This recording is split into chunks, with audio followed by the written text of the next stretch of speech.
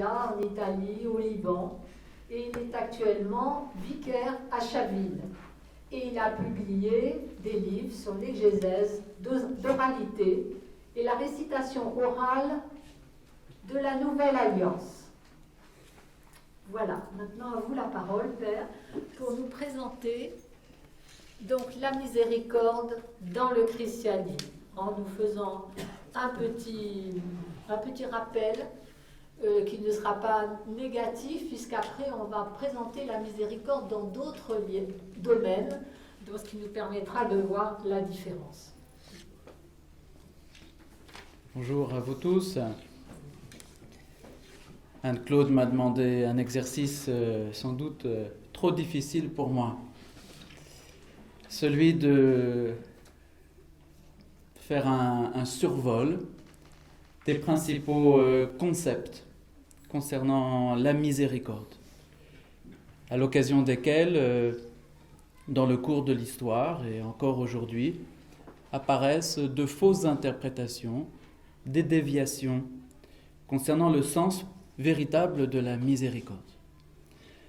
Le pape François a édicté cette année jubilaire de la miséricorde, en une époque où, précisément, la miséricorde, en tant que concept philosophique et concept surtout théologique, est sans doute pas des plus clairs. La miséricorde, aujourd'hui, est surtout comprise à l'égard du prochain. Elle tourne souvent au moralisme. Sans doute nous avons besoin de nous rappeler que nous devons être proches de notre prochain et devons faire bien des efforts et des renoncements et d'authentiques actes d'amour renouvelés pour véritablement témoigner de la miséricorde à l'égard du prochain. Mais la miséricorde est avant tout un concept théologique. Et là, on est confronté à, aujourd'hui, une difficulté à cerner ce qui était autrefois le mystère que l'Église prêchait concernant la miséricorde. La miséricorde en tant qu'acte de Dieu. La miséricorde, si on devait partir d'un concept simple donné par son nom lui-même, c'est le fait de déployer un nouvel effort d'amour à l'occasion de la misère d'autrui. Par conséquent, cet acte de renouvellement de l'amour est intrinsèquement lié à la misère d'autrui. La question évidemment qui se pose, c'est de quelle façon Dieu est ému de la misère de l'homme et réalise une nouvelle inventivité de son amour. Cette nouvelle inventivité définit précisément la nouvelle alliance. Mais dans la tradition de l'Église, la misère de l'homme est indissociable de son péché. Mieux, selon la tradition biblique, la misère de l'homme est conséquence du péché. Conséquence d'un péché qui sans doute dépasse l'homme, péché d'abord des anges, péché qui devient originel au sens de radical, plus grand que même ce que nous pouvons nous-mêmes en concevoir, et qui suppose de la part de Dieu d'intervenir non pas seulement en relation à la misère induite, mais en relation au péché commis. Aujourd'hui, justement, notre époque ne fait plus le lien, ou le fait de façon de plus en plus difficile, entre l'état de misère dans lequel l'humanité se trouve et la réalité du péché.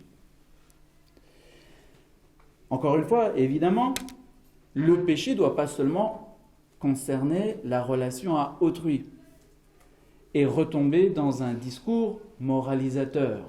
Je suis pécheur parce que, par mes actes, je détruis mon prochain. Mais ici, il s'agit d'abord et fondamentalement du péché vis-à-vis de Dieu. Or, l'esprit contemporain est de plus en plus étranger à l'idée que l'homme soit pécheur à l'égard de Dieu. Pour ce qui est du prochain, ce n'est pas difficile, il suffit d'ouvrir le journal. Mais à l'égard de Dieu, cela devient de plus en plus difficile. Si bien que l'annonce de la miséricorde aujourd'hui, en général, est amputée de la question du péché à l'égard de Dieu. Dieu apparaît seulement comme celui qui, ému, bouleversé par la misère de sa créature, déploie une nouvelle initiative de son amour en vertu de... Et on ne sait plus trop en vertu de quoi. On y affirme en général en vertu de la toute-puissance de Dieu. Dieu peut effectivement sans cesse renouveler son amour. Le Seigneur Shafik parlait de la résilience humaine. Justement, nous n'avons pas la même facilité à renouveler notre capacité d'aimer. Et tel est sans doute le défi du croyant d'affirmer que Dieu, dans sa toute-puissance, est capable de renouveler cet amour, alors que nous en avons bien du mal à le faire, et par conséquent, nous devons puiser à la source divine notre propre capacité de résilience et de redon. Le péché, donc, ne doit pas être considéré, d'après la tradition de l'Église d'autrefois, en tout cas ce qu'on appelle la tradition, seulement en relation au prochain, mais d'abord et fondamentalement en relation à Dieu. Et donc la nouvelle alliance définit que Dieu a réalisé un nouvel acte d'amour qu'il n'avait pas fait avant, qui est venu nous libérer non seulement de la misère comme conséquence du péché, mais de la cause de la misère, et qui est le péché.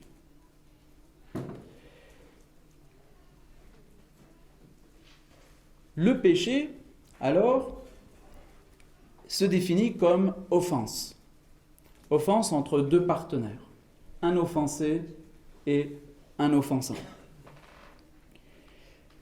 Le péché peut être défini comme rupture de l'unité, de l'amitié, de la réciprocité, de l'interpersonnalité entre l'offensé et l'offensant.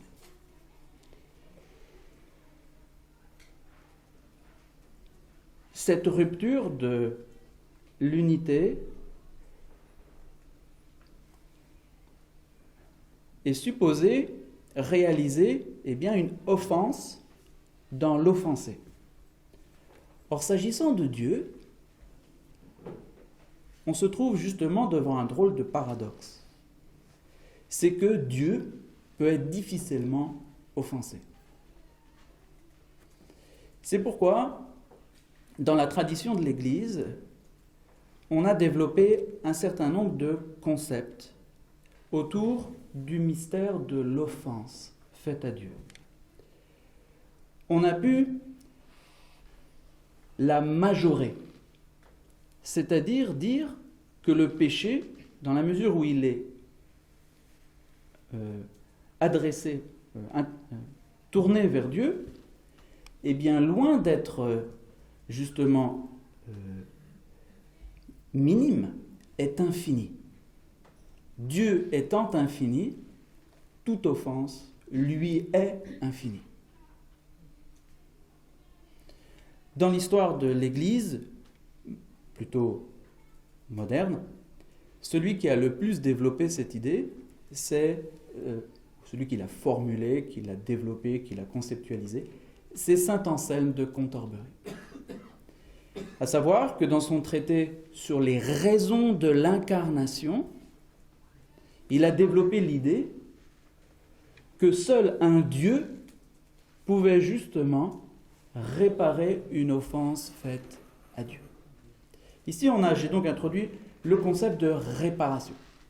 De fait, la miséricorde suppose un rétablissement de la situation antérieure à l'offense. Dieu, dans sa toute-puissance, serait tout à fait capable de ne pas imputer le péché. Et le pardon peut d'abord être défini comme non-imputation, comme un acte souverain d'ignorance de l'offense. Dans l'histoire de l'Église, c'est Martin Luther qui a plus développé l'idée que le pardon de Dieu consistait essentiellement dans le fait qu'il n'imputait pas le péché à l'homme. Pourquoi ? Parce que Martin Luther avait une appréhension particulière pour tout ce qui pouvait être considéré comme acte de réparation devant la grandeur de Dieu. Ainsi, a-t-il considéré que l'homme était seulement pardonné au sens que l'homme était seulement non imputé et qu'il n'avait rien à réparer de son côté. Cela a développé la théologie de la justification. Dieu est capable, dans sa toute-puissance, de nous justifier, quand bien même nous romperions l'unité avec lui. Parce que lui est toujours au-delà, par son infinité, de tout ce que nous pouvons commettre contre son honneur. Chez Luther, la justification devient l'unique mobile du pardon de Dieu. Dieu non impute et non imputant, il justifie le pécheur. Mais justement, dans la tradition de l'Église, cela ne suffisait pas. On était bien conscient que le péché suppose réparation. Et c'est pourquoi, avant Luther, on a pu souligner au contraire l'infinité du besoin de réparation. Et on a ainsi lié de façon profonde l'incarnation à la réparation. Pourquoi Dieu s'était fait homme ? Eh bien parce que c'était comme Dieu qu'il devait réparer l'infinité de l'offense faite à Dieu. Aujourd'hui, ce genre de raisonnements sont plutôt en désuétude. Je crois qu'aucun curé de paroisse aujourd'hui essaye de faire vibrer ses paroissiens en leur montrant que leur péché est infini devant Dieu. Pourtant, il n'y a rien de stupide dans cela. Parce que la question, c'est bien celle de saint Anselme. Cur Deus homo. Pourquoi l'homme Dieu ? Si Dieu peut justifier seulement en vertu de sa toute-puissance, de sa transcendance, alors à quoi bon l'incarnation ? La réparation, comme on a vu, par rapport à Dieu, est difficile à saisir. D'un côté, elle paraît nulle, de l'autre, elle paraît infinie. Du côté de l'aspect minime de la réparation, l'Église avait développé le concept de satisfaction.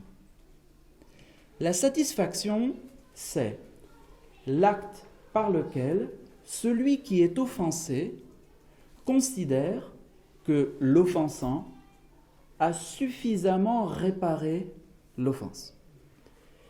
À noter que c'est l'offensé qui juge de la satisfaction. Et autrement dit, la satisfaction est relative. Dans l'Église, par exemple, cela avait développé la théologie des indulgences. D'abord comme pratique ecclésiale, et puis ensuite comme pratique dévotionnelle telle que nous la connaissons aujourd'hui.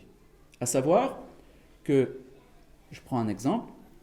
On considérait que tel pécheur devait réparer son péché par exemple, 10 jours de jeûne. Eh bien, on considérait que, n'ayant fait que 5-6 jours de jeûne, il avait néanmoins satisfait. On ne lui imputait pas les autres jours. Souvent, on y associait la communauté. La communauté portait avec le pénitent et ainsi exerçait le principe d'indulgence concernant la satisfaction. Cela a donné lieu à la pratique des indulgences, précisément, c'est-à-dire de dire au pénitent, eh bien, plutôt que de faire toute la pénitence qui est due à la réparation du péché, tu feras seulement une petite partie de celle-là, considérant que les saints, l'infinité des mérites du Christ, l'infinité des mérites de la Vierge, portent à ta place. Je ferai remarquer que malgré le mépris dans lequel, en général, les indulgences sont tombées, la pratique actuelle du sacrement de réconciliation est, du point de vue idéologique, totalement indulgentielle. Aujourd'hui, à peine impose-t-on un Notre Père pour tout et rien. C'est-à-dire qu'aujourd'hui, on est totalement dans une logique indulgentiaire. Et donc, la relation du pécheur à l'égard de Dieu, en tant qu'il est conscient de son péché, est une situation qui oscille entre l'infinité de l'offense, résorbée dans le mystère de l'incarnation du Christ, et de l'autre, l'indulgence infinie de Dieu, à laquelle pourtant il doit lui-même adhérer en faisant réparation. L'Église jouant ici autrefois, aujourd'hui l'Église ne fait plus grand-chose, mais autrefois c'était très régulé, l'Église assurant cette régulation entre l'immensité de la faute et l'immensité de la miséricorde, à travers le concept d'indulgence, de la satisfaction.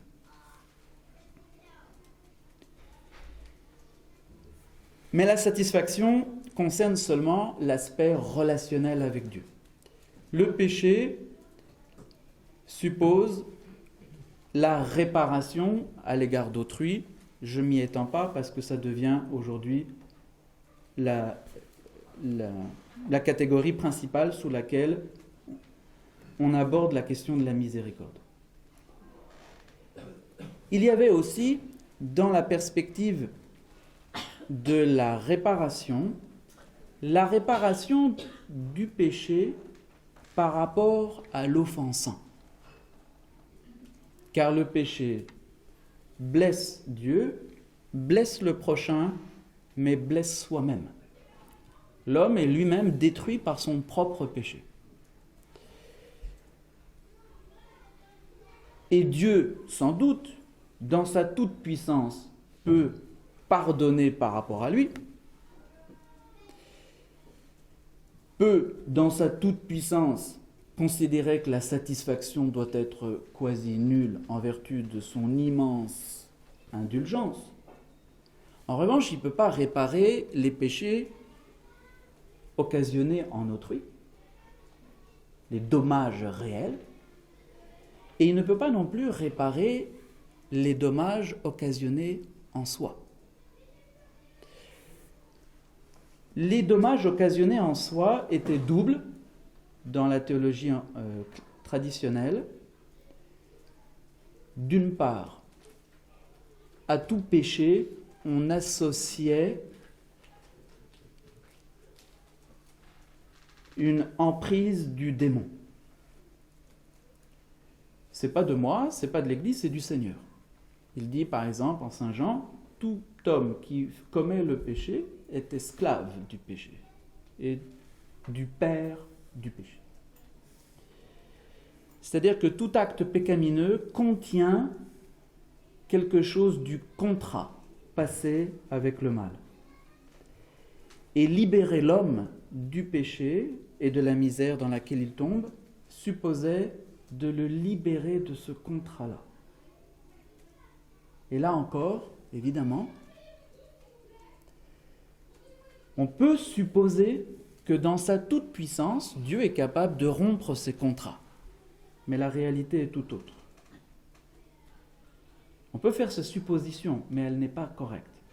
Il faut que la personne ait elle-même dénoué les contrats qu'elle a signés avec le mal, par un acte de conversion et de renonciation. Et c'était là encore évidemment un argument pour l'incarnation. C'est-à-dire qu'il fallait que Dieu ait assumé justement aussi cet acte de libération contractuelle pour réaliser en chacun de nous notre propre libération. Outre l'aspect contractuel avec le mal, le péché détruit aussi la personne, tout simplement.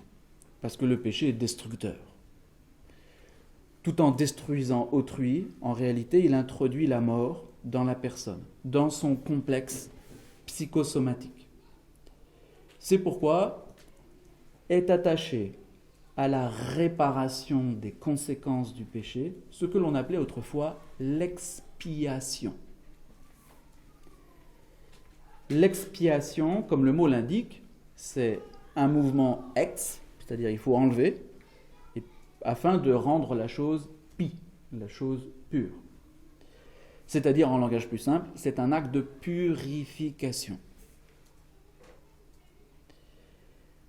Donc, la miséricorde divine, voyez-vous, combien d'aspects elle déclinait. Elle déclinait l'aspect de la non-imputation, l'aspect de l'indulgence, l'aspect de la réparation, de la satisfaction, de l'expiation. Il fallait nécessairement que Dieu ait réalisé cet acte de purification en nous pour qu'il soit véritablement radical dans notre être. L'expiation, comme je l'ai dit, c'est ex et pi. Ex, c'est-à-dire il faut enlever. Et comment enlève-t-on les conséquences du péché en soi ? Eh bien, par la mortification. En effet, la mort, selon la conception traditionnelle, est la conséquence du péché, parce que le péché détruit. La mort, c'est le fait de détruire. Et donc, le péché, la mort, de prime abord, est strictement négative. Mais le fait qu'elle détruise, c'est aussi un grand bien. Ça permet de nettoyer. Ça permet de renouveler. Ainsi, la mort de quelque chose d'absolument négatif devient quelque chose d'aussi positif, dans la mesure où elle réalise en ce bas monde, parce que c'est vrai que ce n'est pas une nécessité en soi, mais en ce bas monde, elle réalise l'occasion du renouvellement. Elle nous permet d'éliminer sans cesse. Encore faut-il qu'il y ait un principe de reconstruction, bien sûr, qui suive, et qui est la grâce de Dieu. Ainsi, l'expiation consistait dans le fait que Dieu, et ensuite les hommes, et avant les bêtes immolées, assumaient la part positive de la mort comme destruction des éléments pécamineux, en vue d'un renouvellement donné par un redon de la puissance de Dieu. Ici, attention, vous connaissez tous, évidemment, parce que c'est conforme à l'esprit d'aujourd'hui, le caractère totalement désuet de ce que je viens de dire. Aujourd'hui, je pense qu'aucun prêtre de paroisse invite ses paroissiens à l'expiation, à la mortification. Et tout le monde, tout de suite, sort un mot, là, avec un isme, parce que les mots en isme, ça permet de juger sans réfléchir. c'est du dolorisme. Alors les mots en isme sont des mots qui généralisent, en général pour dénigrer un raisonnement. Et de fait, le dolorisme, c'est quoi ?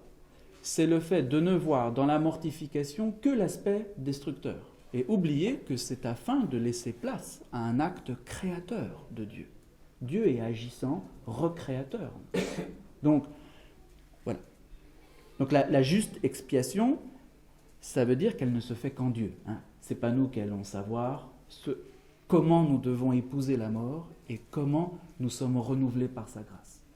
Le dolorisme, évidemment, c'est une exagération de l'aspect destructeur du processus de purification.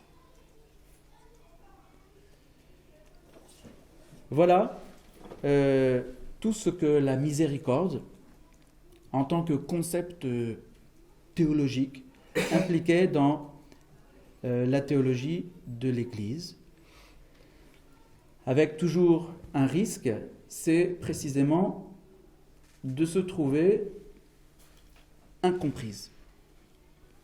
Et cela parce qu'à l'époque moderne, c'est la clause première qui n'est plus reconnue, à savoir que la misère soit la conséquence du péché. Cette clause étant enlevée, aujourd'hui le discours de la miséricorde n'a plus, en général, comme objet le péché, mais a seulement comme objet l'homme dans son état de misère. Ça a des sérieux désavantages théologiques, parce qu'en réalité, cela rend quasi nulle la raison de l'incarnation. Et sous prétexte de vouloir se débarrasser de cette clause, on risque bien de ne plus savoir quelle est la spécificité du christianisme. Car si la miséricorde repose seulement sur la toute-puissance transcendante de Dieu, alors il se pourrait bien que d'autres religions s'approprient la miséricorde. Mais c'est seulement si on confesse que la miséricorde ne repose pas que sur la transcendance toute-puissante de Dieu, mais sur un acte de réparation qui procède de l'homme, qu'alors l'incarnation, l'assomption de l'humanité par Dieu, eh bien, trouve sa raison d'être. Les théologiens qui nient aujourd'hui le rapport de causalité entre le péché et la mort et la misère, essayent de rattraper le mystère de l'incarnation en concevant l'œuvre de l'incarnation, non pas en termes de réparation, puisque ça n'a pas de sens, ou ça n'a plus de sens, mais en termes de proximité.